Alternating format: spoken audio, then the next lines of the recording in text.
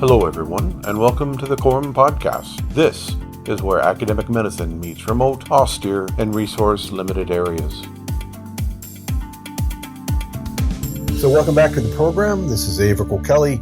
This week, we are talking with Jason Jarvis. Jason, how are you doing? I'm very well, thank you, Aebhric. Jason and I go back 30 years. We were in 3rd Special Forces Group, 1st Special Force Group. We were even in 2ID, not at the same time, but each one of those units, we were kind of staggered. How was your experience in 3rd Group and 1st Group? Well, the experience in 3rd Group was sort of what made me decide to get into Special Forces. I got there back in, what year was that? 94, just coming out of Korea. And I was a leg, as they say. I was a non-airborne person, stuck into a Special Forces group. So that was quite an eye-opener. Luckily, the guys there at 3rd Group took care of me. They sent me to jump school immediately.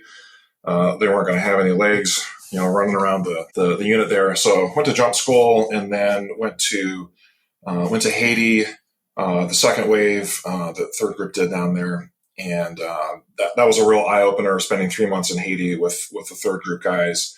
That was really when I started thinking about getting ready for selection so I could be one of the team guys, like the guys I was seeing running around the countryside there, seeming like they were doing good things. So when you invaded Haiti, you were based in Le Quai, weren't you? No, you're based in Port-au-Prince. I was at, it's called Camp d'Application. That's my best French accent, or Creole as the case may be. So yeah, Camp D was just up the hill from Port-au-Prince. It was essentially the old Haitian version of West Point. The campus had somehow landed in U.S. Army hands. So we moved in, made it our own. It was really nice. We had a swimming pool and tennis courts and a gun range and walled compound, the whole 9 yards. So it was a really nice place to be for 3 months. And that was a really great experience there. And it was I guess you call it my second time in the tropics after having done vacation in India and Nepal previously. That's right. You took time off from being on the DMZ and 2ID, and you traveled around, and that was your first experience in tropical zones. How was that? That was probably the most impactful journey of my life. Going from, I was a country kid from Michigan, got posted in Korea, which was a pretty radical change of scenery, as you can imagine. And then I, upped the ante once more. And instead of going home for 30 days of leave while I was in Korea, I decided to go over to India and Nepal. So I got over there. It was a solo trip. I was a private, in the Army. So I was on a shoestring budget, staying at the $1 hostels and taking a bus or a train everywhere. Eating the cheapest food I could find. So it was a very immersive experience, and the impact was huge. Just the cultural difference, and seeing levels of poverty that I had never seen. I think most people in the West probably never see unless they go to slums of India or whatnot. So it was a little bit like, I'll use an analogy here. It was a little bit like the Che Guevara Motorcycle Diaries kind of experience, where him and his buddy just jumped on a motorcycle and drove around South America. And Che was a kind of a rich guy, but he got out there and saw how bad things were. So, and that impacted him in a way that sort of impacted my life as well. And you were lucky enough, after the Q course, you were sent to 1st Group, and you got to go right back to that part of the world. Yes, yeah. I finished the 18 Delta course, the Special Forces Medic course, and got trained up in the Thai language. So I ended up at 1st Group in Washington State, and all of my deployments from that unit were Thailand, Laos, and Korea. You had all the easy deployments. I was in 2nd Battalion, which is cold weather battalion. You were 3rd Battalion, which is the hot weather, warm weather battalion, and you basically had luau's and drinking Mai Tais in Chiang Mai. That's what we thought anyway, 2nd Battalion. Yeah, it wasn't really the Mai Tais. It was more like really, really cheap beer. But yeah, going to the tropics with the military, you sort of learn things such as there's no physical training that takes place after 8 a.m. After 8 a.m., everyone is just melting in the sun. So you get out early, do your runs and calisthenics and all that kind of stuff, and then there's no PT after about 8 a.m. in that part of the world. So you spent some time in first group, and then we both got out roughly the same time. I think you got out in 2001. Is that right? Yeah, I got out in 2000, and I did some college. I was looking at possibly going to medical school. I ended up taking a job as a paramedic firefighter in Washington State, and after 9/11, I decided I would probably best serve my country by being back in the military. So I re-upped for active duty service with 19th Special Forces Group, which is one of the Guard units here in Washington State. And you also did deployments as a civilian, didn't you? I didn't do any deployments with 19th Group. I joined them, and this was like a week after 9/11. I joined the unit, and basically the only thing anyone was focused on was getting over to the Middle East, which we did several months later. So we got over to Kuwait. We were doing a Kuwaiti military training mission with those guys, and we were in country for a few months prior to the 2003 invasion into Iraq. So we were there. My team 913. We were staying at a Kuwaiti military base near the Iraqi border, and because we were very familiar with the border there between the two countries, our team was selected to do the passage of friendly lines. So on the invasion day in April 2003, we were up on the border, just watching all the Marines driving north up Highway 80, the Highway of Death, is what they called that back in Gulf War I. So we were there posted up, just making sure really that the Marines going across the border weren't accidentally shooting any of the Kuwaitis who were also manning the border on that day. And then you and I met again with DMI, Deployment Medicine International, and teaching for Dr. Hagman. Yep. You were there before me, though. I got there in 2007. Yeah, so I did my time with 19th Group over in Kuwait and Iraq. We did eventually get over into Iraq for a few days. And then upon redeployment, I immediately signed on with a couple of contract companies providing medical and security support. So I spent some time in Afghanistan with contract companies, and then I ended up back in Iraq with another contract company for 4 years, most of which was spent in Basra, down in the south, near the Kuwait border once again. And I basically did that until I grew weary of getting mortared constantly. So my time over there in the Middle East was at a close in 2007, and then I returned to the States, and then went to work for Deployment Medicine International. And we taught all over the place with DMI, and eventually teaching in Europe as well. Did you get over to teach for Hagman in Italy? Not Italy. We did one in Germany at I forget which base it was. It was one of the German bases where they have the mock-up, indigenous village with all the actors, role players, and all that kind of thing. We had like the action amps guys, I think, over from England. The actors with real amputations that they have a makeup artist sort of dress up so they look like they've got like a freshly amputated limb.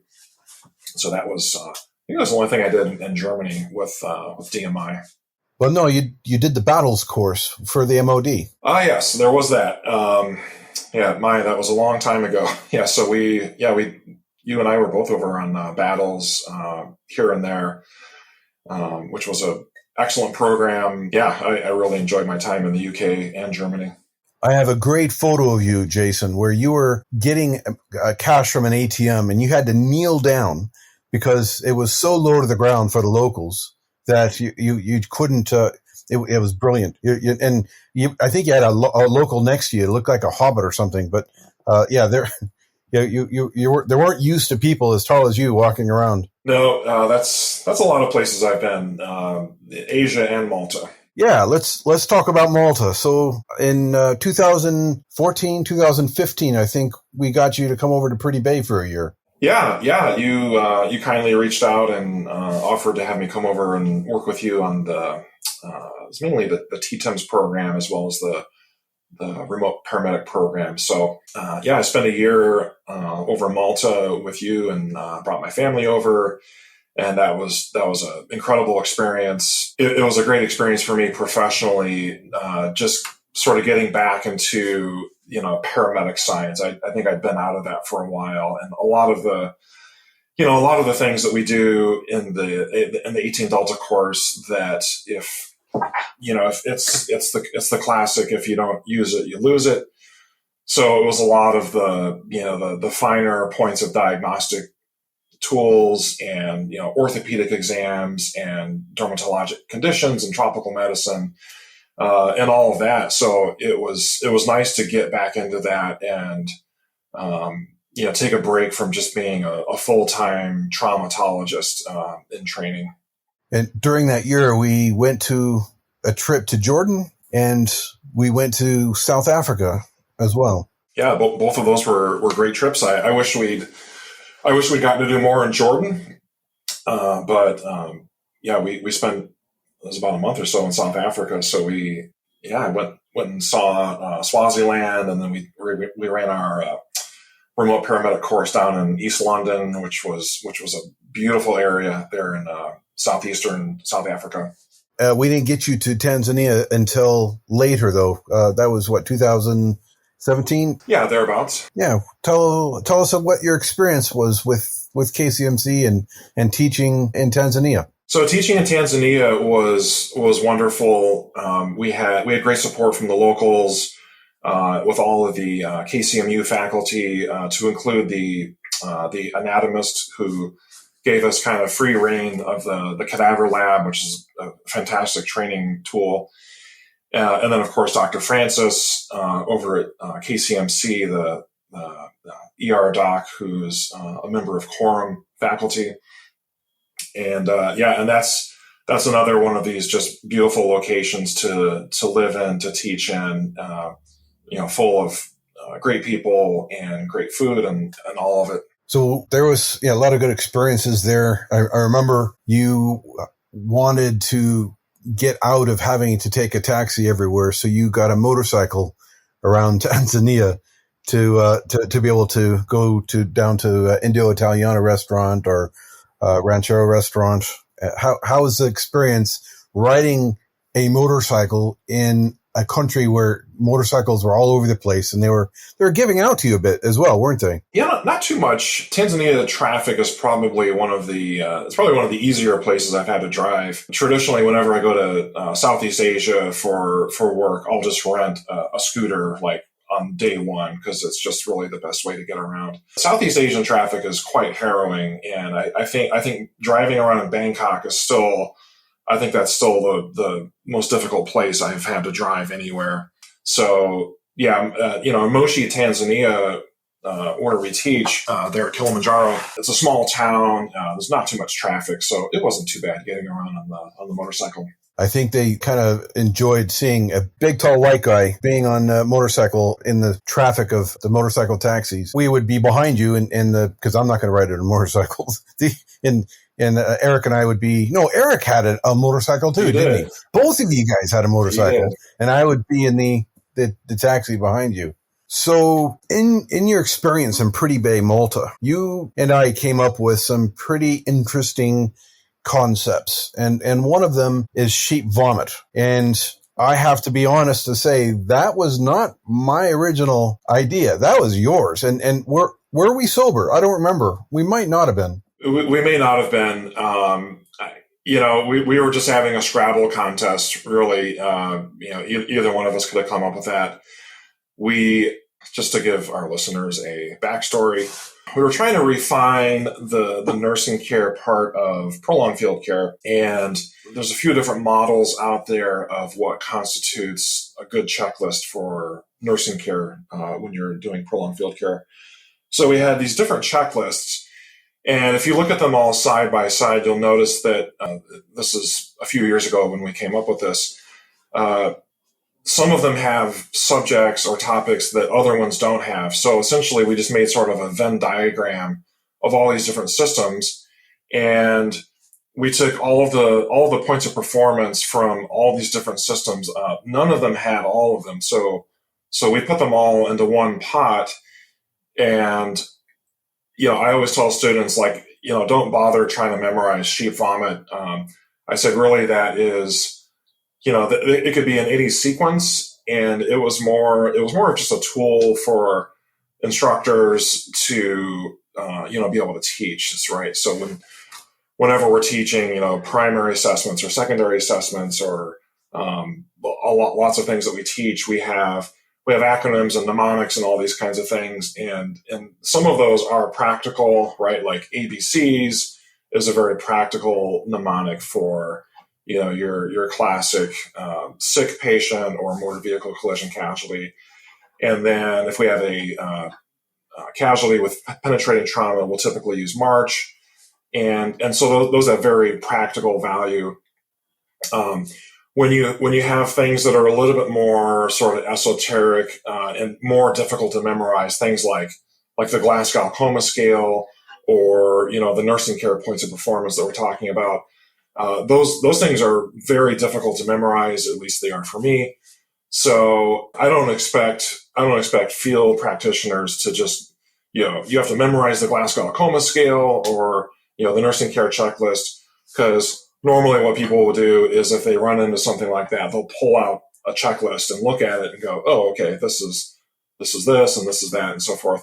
But it's a little bit different when you're the teacher. When you're the instructor, I think you should be able to pull just about any of these informational tidbits just out of your head and present it to the class. I think that's how instructors should, do their thing. But I don't expect every single medical practitioner to be able to, recite the Glasgow Coma Scale or some of these other things like the nursing care checklist. It's a valid point. We're doing this to help us teach more than we were doing this to help practitioners remember everything in the prolonged field care algorithm. Yeah, exactly. And this sheep vomit is now showing up everywhere. Yeah, we published it first in our field guide, but I remember seeing a conference in emergency medicine somewhere in the States, and one of the lecturers was talking about sheep vomit. And I don't know, I didn't know the guy, never bought any of the field guides, but it's kind of going viral. And this is your fault. I'll be first to pass the buck on that one, Jason. Well, like I said, I was just a better Scrabble player. Yeah, I think the one I was coming up with probably would have been inappropriate for most audiences. So I'm glad we went with yours. Yeah.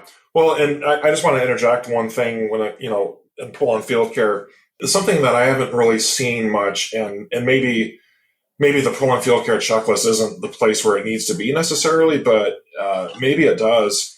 And it's something that I'm seeing a lot of when I'm doing training with the United Nations over in Africa, when we're over there doing our pre-deployment medical training for indigenous healthcare practitioners that are going to be deployed as peacekeepers.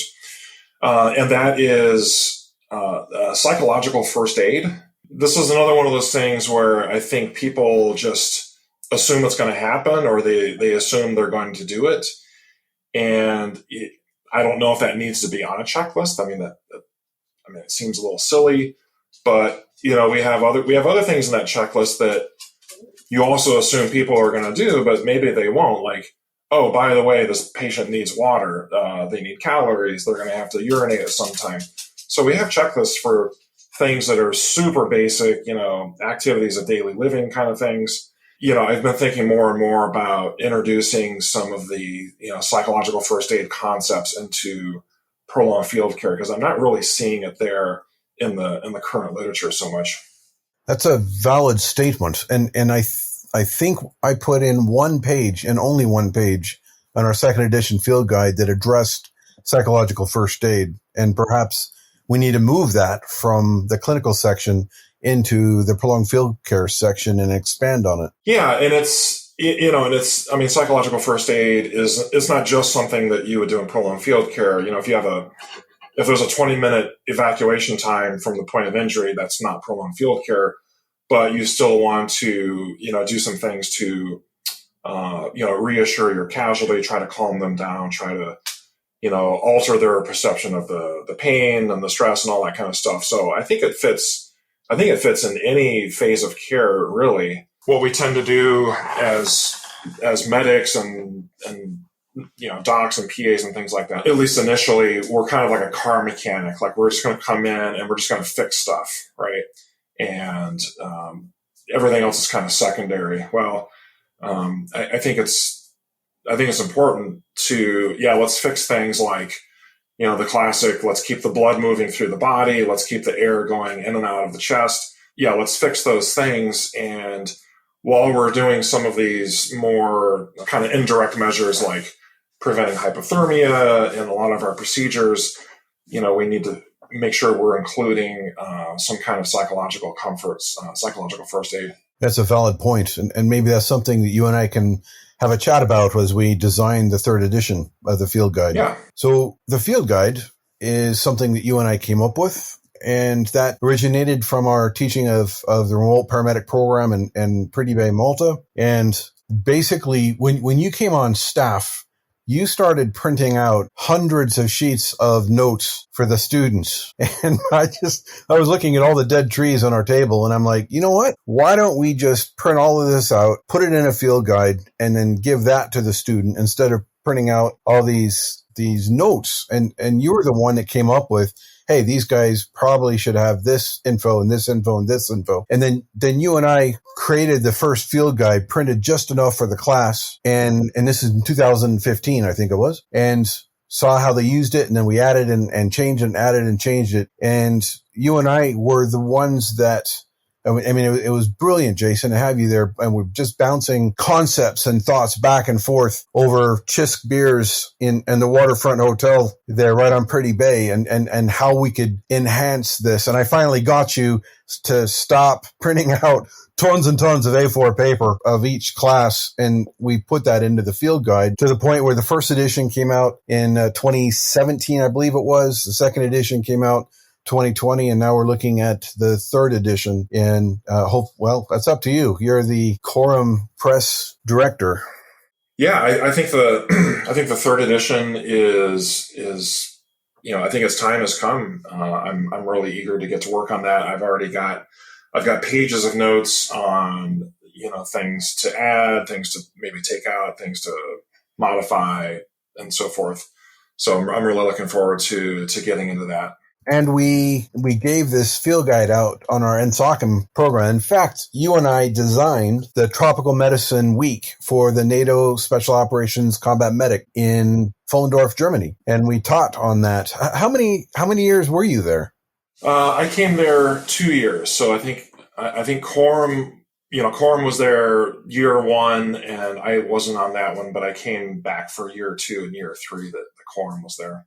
And then COVID hit, and then we haven't been back since. But we designed the original Trop Med off of our TTEMS course. So the TTEMS course has been something that's kind of launched, hasn't it? You and I in Malta, in Pretty Bay, in Malta, in 2015, 2016, sat down and we created the TTEMS course, the Tropical Travel Expedition Medical Skills course, and now it is kind of taken off worldwide. We have 3 or 4 per year, and we've taught this in several different countries, and recently in Norway. Tell us about your experiences this summer in Norway. So the Norway course we just did was, I don't know if we're calling that TTEMS. That was just Trop Med. Yeah. Yeah. It was 5 days of tropical medicine, which was, I thought it was fantastic.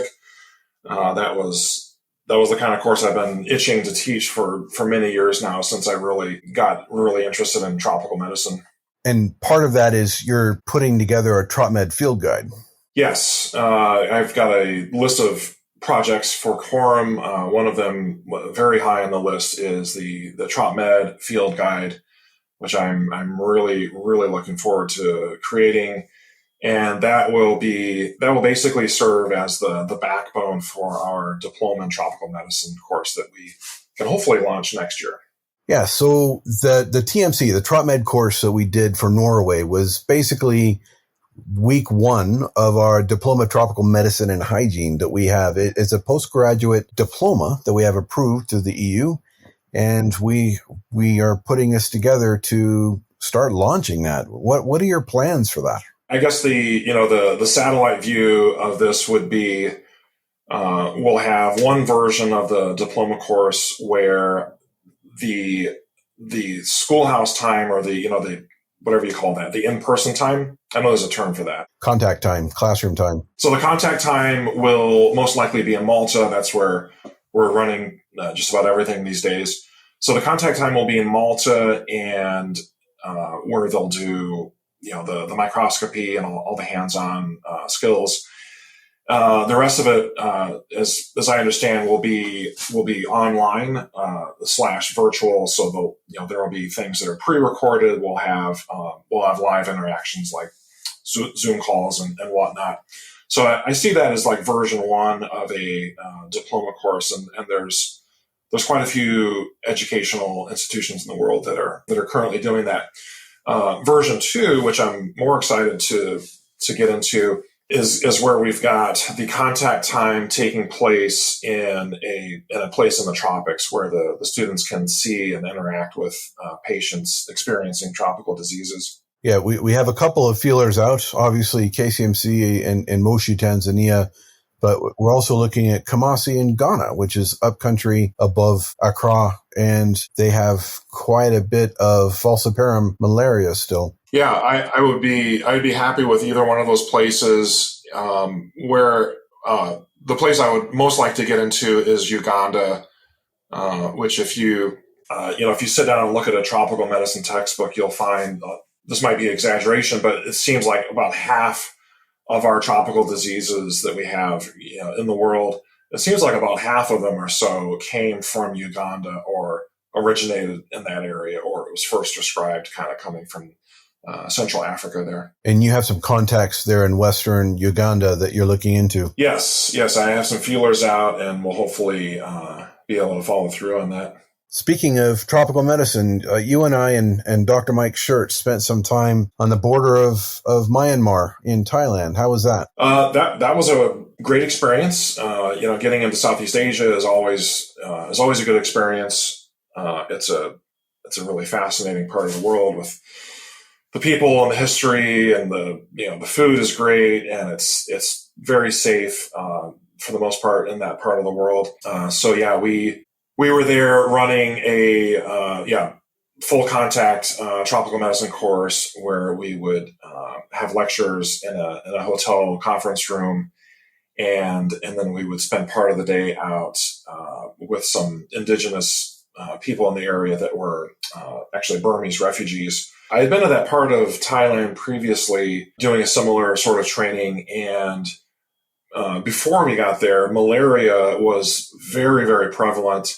And this is in the town of Mae Sot, which is probably the biggest gateway into Burma going from Thailand. So we were in Mae Sot teaching there. So previously, there were lots of malaria cases there. There's a thing there called the SMRU, which is the Shoklo Malaria Research Unit. And it was put there because of all the malaria. Well, in the time that I had been there to the time that we showed up as CoROM faculty, the malaria cases had really sort of dried up.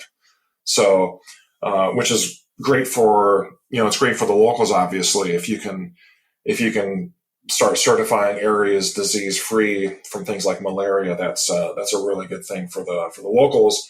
Unfortunately for us, that decreased our caseload, if you will, of patients that our students could go see. Yeah, it was good to see the anti-malarial campaigns of the Bill Gates Foundation, as well as the government of Thailand being very strict on anti-malarial drugs, have a good effect. And we're seeing similar things in KCMC area in Moshi in northern Tanzania, where falciparum, they still get it, but it's rare. There's still plenty of Vivax, but these eradication programs are working. And of course, now the vaccine is up and running. Can you tell us a bit about the vaccine for malaria? As a matter of fact, yes, I can. You're doing your master's degree on that, aren't you? Yes, I'm writing my master's thesis on the up-and-coming malaria vaccines. So I'll try to be brief as well as I can here. So the world has one clinically approved malaria vaccine. It's called RTSS. Which targets the first stage of the malaria disease process, which is the parasite as it comes out of the mosquito, taking the blood meal, comes out of the mosquito, and then goes to the liver. So the malaria vaccine we have targets that stage, none of the other stages. But if you can nip that stage in the bud, then you're preventing infection of the liver, infection of the red blood cells, and so forth. And if that vaccine works for that person, then you have a disease-free patient, basically. Unfortunately, the situation now is the vaccine was only recently approved for widespread clinical use in sub-Saharan Africa. I believe 2 years ago was the approval timeline, and it is currently approved for very small children living in sub-Saharan Africa, which is well over 90% of your malaria deaths per year are in that cohort, right? It's the sub-Saharan small children in Africa, and the reason, the physiologic reason why they're so vulnerable is, number one, there's a lot of malaria there. Number two, it's mostly the malaria species that has the most lethality, the Plasmodium falciparum, and then number three, which is maybe the most important reason, is you have small children who, we're talking about children that are 6 months to 1 year to 2 years old.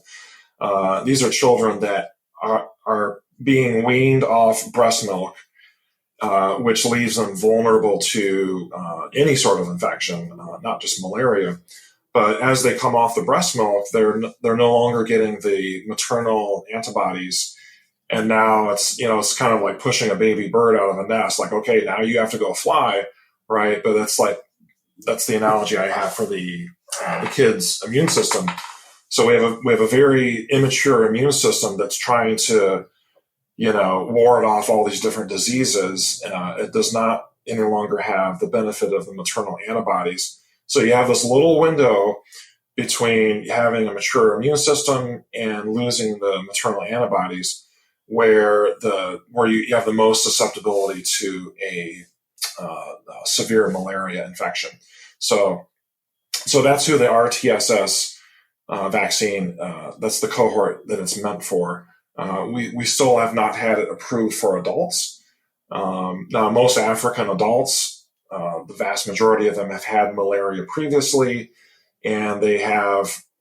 If you've had malaria already and survived, you do have partial immunity to the disease, which unfortunately wanes over time.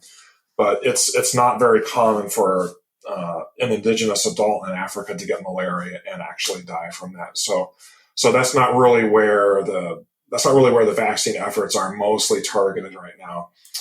They're trying to hit that young age group where they have the most susceptibility.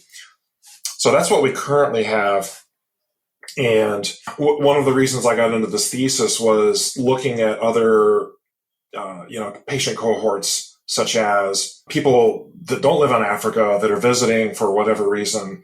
We have people doing, safaris, expeditions. We have tourists. We have military deployments.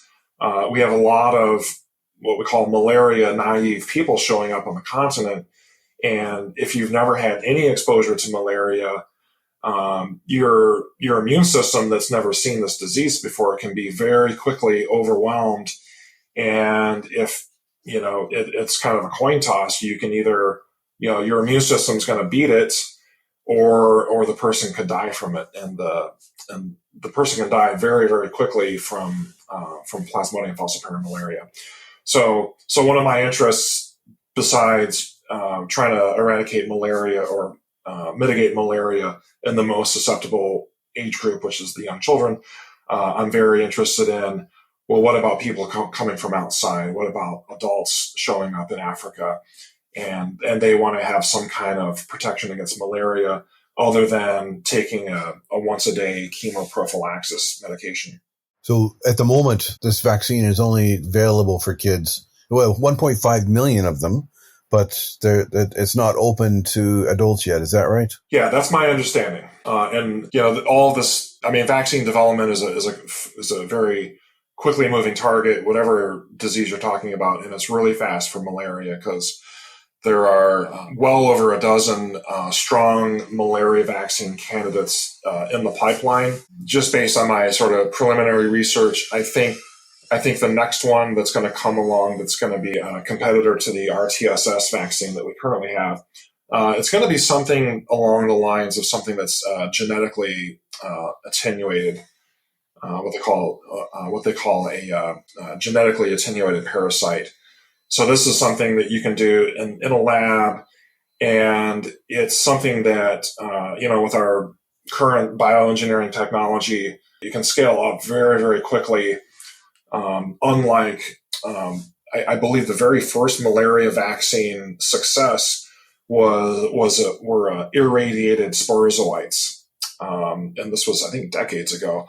But the irradiated sporozoites were, they were a malaria vaccine success, but that's not something that scales very easily. It takes a lot of work just to irradiate a sporozoite, and making millions of doses of that. Just we haven't figured out how to do that at scale. But we're in an age now where if you want to genetically modify an organism, that is something that we can scale up pretty quickly. So tell us why you decided to do your Master's of Infectious Disease from the London School of Hygiene and Tropical Medicine. Oh, well, a lot of that came from working with CoROM, and really it's based on all of my experiences and education that I've had over the years, starting with the Special Forces Medic course back in '97. We did have a tropical medicine block in that year of training. I think it was roughly a month or so. My memory of that was, wow, this is a lot of information. Very, very new information. If you're, like I said, a kid that grew up in Michigan, you, speaking from personal experience, you have no concept of, global diseases and parasites and all these things that, you don't have in this part of the world. So it was a really, really steep learning curve coming out of the 18 Delta course. But I was fortunate enough then to have, I got to spend time in the tropics and then mentoring under some incredible mentors over the years who were very, very knowledgeable about tropical medicine and could explain it well. So these would be people like Dr. Gail Hood, Doc Hagman, and others.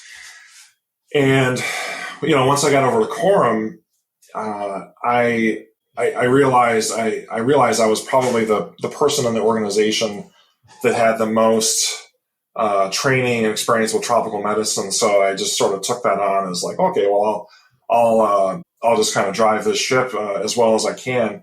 And the deeper I got into it, the more interesting it got. And I'm kind of a sucker for things that are really complex that can be made simple. And I think it's the most fascinating thing I've encountered in the field of medicine. This was my personal thing. I know other people have other interests within medicine, obviously, but I just, like I said, I spent years kind of as a traumatologist, and you can get pretty deep into the weeds in that. But once I started getting into tropical medicine, I realized like this is like the deepest onion I've seen in medicine, where you can keep zooming into this thing forever and never get to the bottom all the intricacies and things that make it really interesting. You definitely took a deep dive starting in 2015 in Pretty Bay, Malta, taking the ram by the horns and wrestled that to the ground. You have pushed the college deep into tropical medicine as a specialty, and you, as in your own personal path, you've taken that as well. And now you're finishing your master's thesis, and now you're looking at a PhD option. What are your thoughts on a doctorate? Well, the PhD it's going to be, it's a big hurdle for me, where I am right now. Luckily, there are a lot of master's programs throughout the world in almost any discipline that you can think of. So if you have any geographic constraints, like as in there's not a school near you or a brick and mortar school near you that offers what you want at the master's level, you can probably find it online. And there's a lot of reputable schools that have these programs. Not so much with the PhD option. So the premier tropical medicine training institutions around the world, like London, Liverpool, Bangkok, Nagasaki, just to name a few. All the tropical medicine PhD programs are in-house. So you have to essentially move to that part of the world in order to do the program. I'm currently in Seattle, Washington, and I am not in a position to move to those places. So, luckily University of London has master's degree options in the realm of tropical diseases. So I'm pursuing that, nearly finished. And unfortunately, I haven't been able to find any PhD programs that have any similarity to what I'm doing now, other than the place you mentioned the other day, the Semmelweis program in Hungary. And I've been putting out some feelers to them through our good colleague Csaba, who was on the podcast recently. So I'm looking at their program, and if I'm able to get in, then I'll be happy to pursue a PhD with them. And I believe the program is, I believe it's pathology or pathobiology or something along that line. Yeah, there's quite a few that you can choose from. Yeah. And yes, pathobiology would be what you're looking for, isn't it? So if I'm able to get in there, then I'll go that route. Otherwise, I'll be looking for a PhD program that is not in that field, but something that would still be beneficial for me professionally. So I think my backup plan currently is to go for a PhD in medical education. And there's a small handful of places where you can do that almost entirely online. There are, and Britain, I think, has 3 or 4 of those that have the EDD, Doctor of Education, but focusing on medical education. That wouldn't be a bad option either. So, Jason, your path from knuckle dragger SF guy into Trop Med God has been a uphill battle for you. What advice do you have for any of our listeners who would like to learn about Trop Med? What are top 5 options would you give them to learn about tropical medicine? That's a really hard question. I think the place to start is you just have to get into the books. You have to get into the literature. Yeah, I think most people are visual learners. A good place to start might be, I've got the book sitting right next to me here on my shelf. I've got, so I'm looking at the Atlas of Tropical Medicine and Parasitology, 6th edition from Mosby. So that might be a good place to start if if you're not the kind of person that likes to just look at, some of these books that look like you're reading a dictionary, right? It's just text and nothing else. Yeah, so that might be a good place to start. Your Tropical Medicine and Parasitology textbook, 6th edition. That'd be a good place to start. I've been getting more and more into, the YouTube video learning platforms. There's a million of them out there, as probably everyone is aware of. So that might be another good place to start. Would you suggest Parasites Without Borders as YouTube? Yes, thank you. I'm glad you mentioned that, because I would have, that might have slipped my mind. Yes, Parasites Without Borders. And so that's a great website. They've got a ton of free content on parasites. Well, at least the eukaryotic parasites, so the protozoa and worms, basically. So that group, the guys that run that website also do podcasts. So they do a This Week in Parasitism. They do a This Week in Virology. There's This Week in Microbiology, and there's a couple other ones that they do. I would really encourage people to go into that. I've listened to the first 50 episodes of TWIP probably 3 or 4 times. And that's where main parasitologist Dixon Despommier, that's where he gets into just kind of the basic science of things like malaria, giardia, hookworm, and so forth. So I think that's a really good place to start. The gentleman that is the host for a lot of that, Dr. Vincent Racaniello, he has got some really good YouTube videos on virology. So he's a professor at Columbia University here in New York City. And if you just look up, I think if you search Vincent and virology lecture, like those 3 words, into YouTube, you have a series of lectures from him that he teaches. I believe these are medical students at Columbia University. That's right. Yeah, but there's several hours of lectures by him on there, and it gets pretty deep into the weeds if you want to learn more about virology. I would look at each of the TWIP, TWIM, and TWIV, the This Week in Parasitism, This Week in Microbiology, This Week in Virology, and focus on the first 50. So when you first look at the websites, or you get it on I have it on my smartphone now, it just pops up every week. And they're talking about wazoo stuff right now because they're on episode, 295 or something like. Actually, TWIV is on over 1,000 podcasts now because of COVID. They started doing weekly, bi-weekly. But anyway, ignore those. Start with the first 50. And that's where, like, in TWIP, This Week in Parasitism, like episode 2 is like malaria. Let's talk about malaria. This is malaria. I agree with you.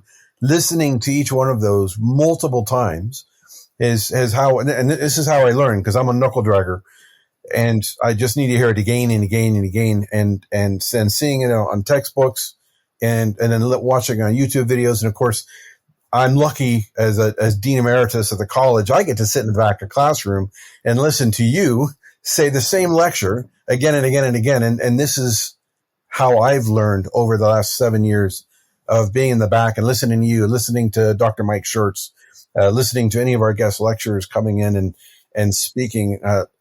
Dr. Francis in Norway this summer, we flew him up from KCMC, and listening to him, that's how I learn. So if that's how you, the listener, needs to learn, then do it. And you have all these resources available to you. I would suggest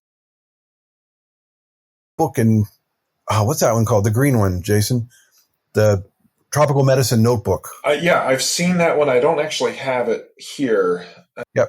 And the reason I like it has drawings, and I like drawings. And what it's not going to do is have that, like Jason says, a wall of text. I did the Diploma of Tropical Nursing from London School of Hygiene, and that textbook was recommended for those of us who aren't smart enough to do a master's degree in tropical medicine like you, Jason. But so you're suggesting Parasite Without Borders. So they have a YouTube video, like 80 videos, I think. And they have a free textbook you can download from the website called Parasites Without Borders. And they were nice enough to ship 9 of those all the way to Pretty Bay, Malta when they heard about us. But you can get it for free. You suggested TWIP, TWIM, and TWIV. Those are podcasts. You suggested the textbook. What was that again, Jason? Yeah, so the textbook with lots of like great color pictures and stuff it's just called the Atlas of Tropical Medicine and Parasitology. And that is, the publisher is Mosby on that. And another way to learn is to take our tropical medicine course, which will be an online course that is basically Jason, Dr. Schertz, and Francis speaking in different locations. We have all the video. We just need to put it together and put it out there as a set CPD course. That's right. Any other suggestions you have on the new learner? Yeah, another thing I was going to mention, and this was in our last newsletter. As you said, I'm the press chair for CoROM, and I'm the editor for the newsletter. So in our last edition of the newsletter, which was summer 2023, which came out, I guess it would have been about 2 weeks ago, So I put a new section in there.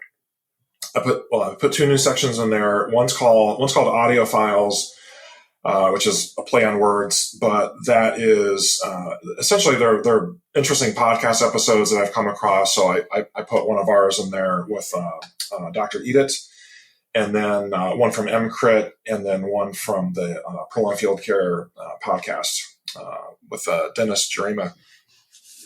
And then the other section I added to this edition of the Compass, it's called Envisioning Information, that was a title of a book I reviewed for the Compass a couple years ago on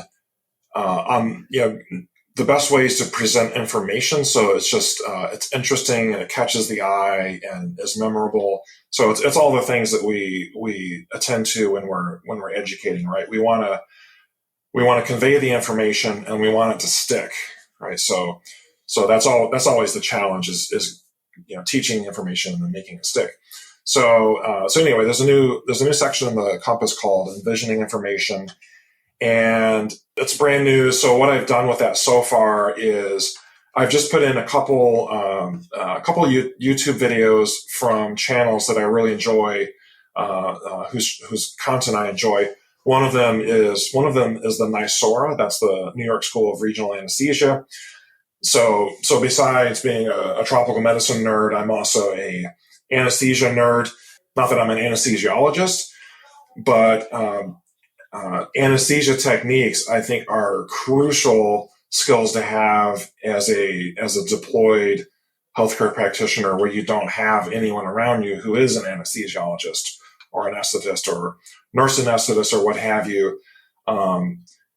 Just because there's no anesthetist in the field doesn't mean that patients aren't going to come along that need some kind of, some form of anesthesia, right? Whether it's local, regional, or general anesthesia.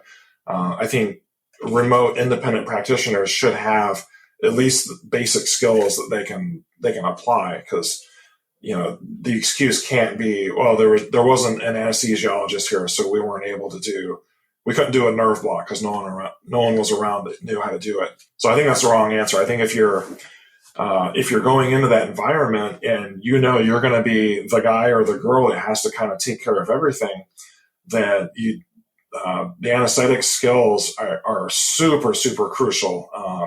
I think not having that skill set I think it's inhumane, and I think it's irresponsible to go into a location like that and not have the tools and the training to do those kinds of procedures. Especially with the ultrasound we have nowadays that helps with the nerve blocks, where you're 100% successful. You're seriously losing cool points if you don't have that ability for nerve blocks and use of ultrasound to get it. Yeah. So, this is kind of a long-winded way of saying, so in the new Envisioning Information section, there's a video there from NYSORA and it's actually not for nerve blocks. They have a lot of other videos on things like, difficult vascular access. So they had a video that caught my eye on applying 3 venous tourniquets on an arm that's not easy to stick.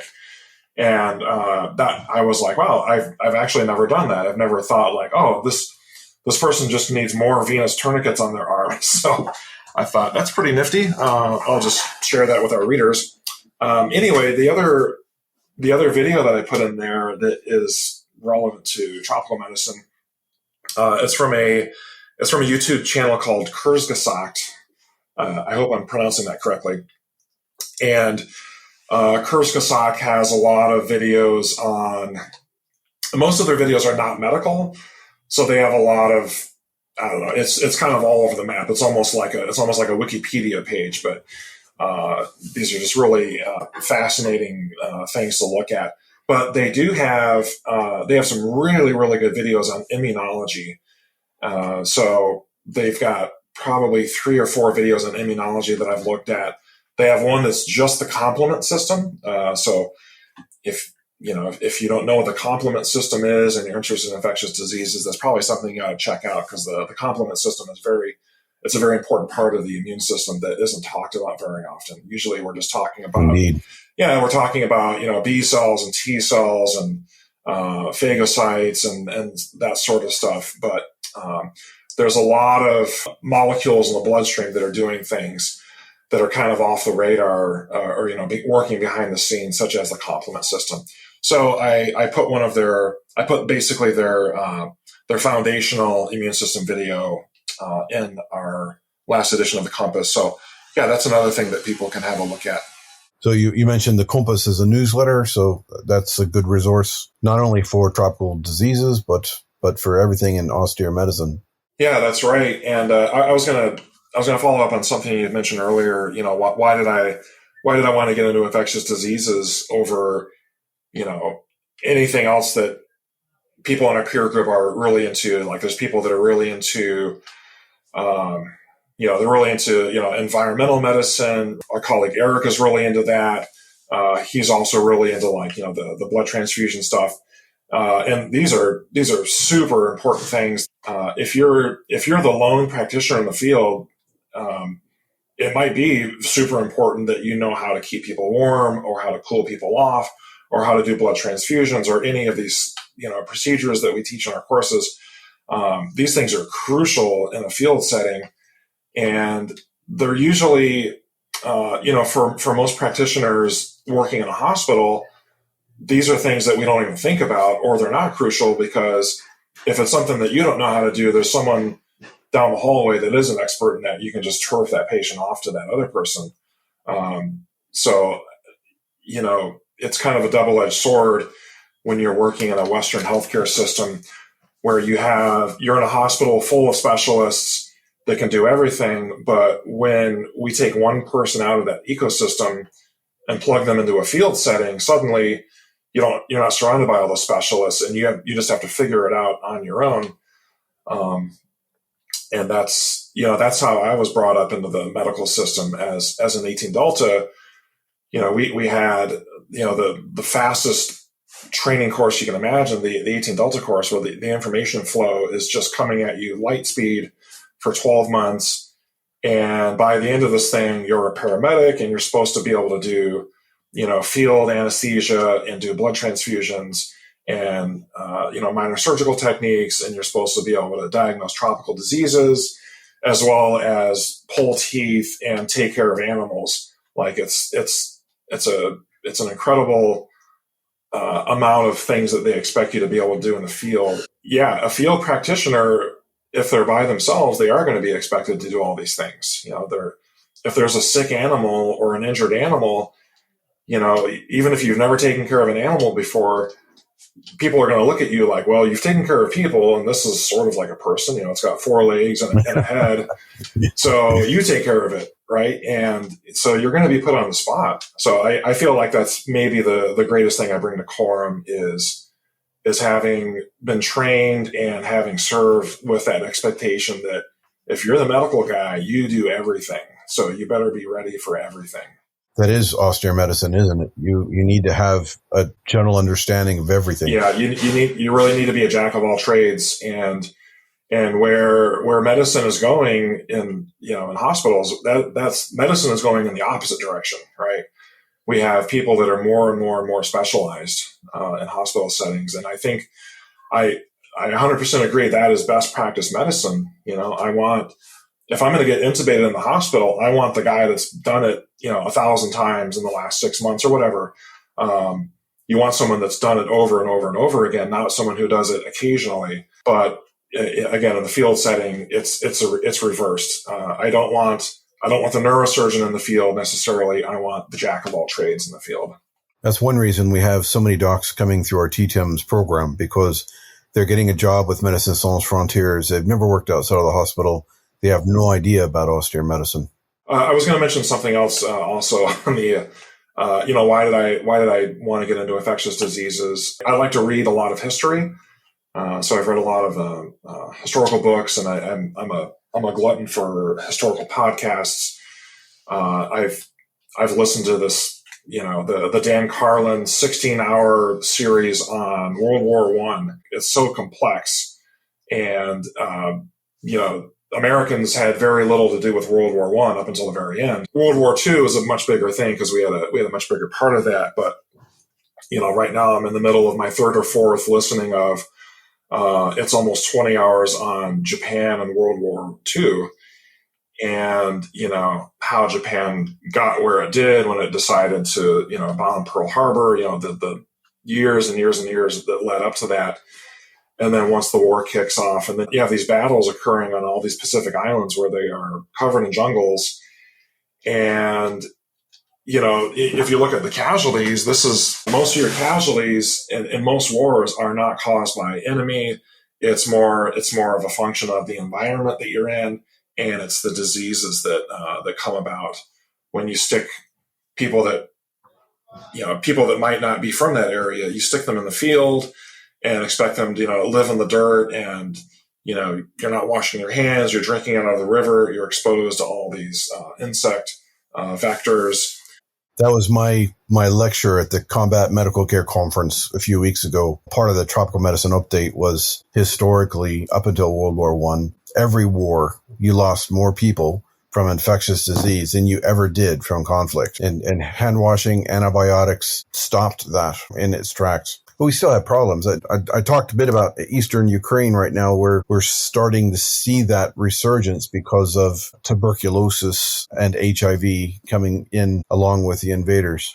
That's why I am interested in infectious disease and tropical medicine. It encompasses absolutely everything from this conflict medicine we see in Eastern Ukraine all the way to what we're seeing in KCMC and Moshi, or even malaria spreading in southern France and Florida and Texas. So due to global warming, we're seeing mosquito-transmitted diseases in places that didn't used to be.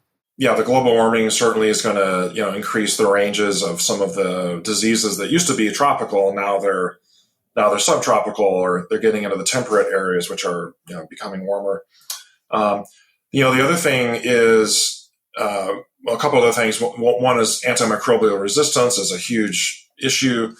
And the other one, which is probably even more impactful lately, is global travel, right? So you've got, like I was mentioning earlier, you've got a malaria naive person traveling to Africa because they want to do their safari because it was on their bucket list, and they come home with malaria, right? So you've got returning travelers bringing back diseases which may, they may be transmissible or not to the local population, depending on what it is. Something like malaria is not normally going to be very transmissible if you bring it back to Europe or the US. It can happen, but it's pretty rare. Versus something like Ebola, which is highly transmissible no matter where you bring it in the world. That's just a contact transmitted disease that can spread very easily if you let it go.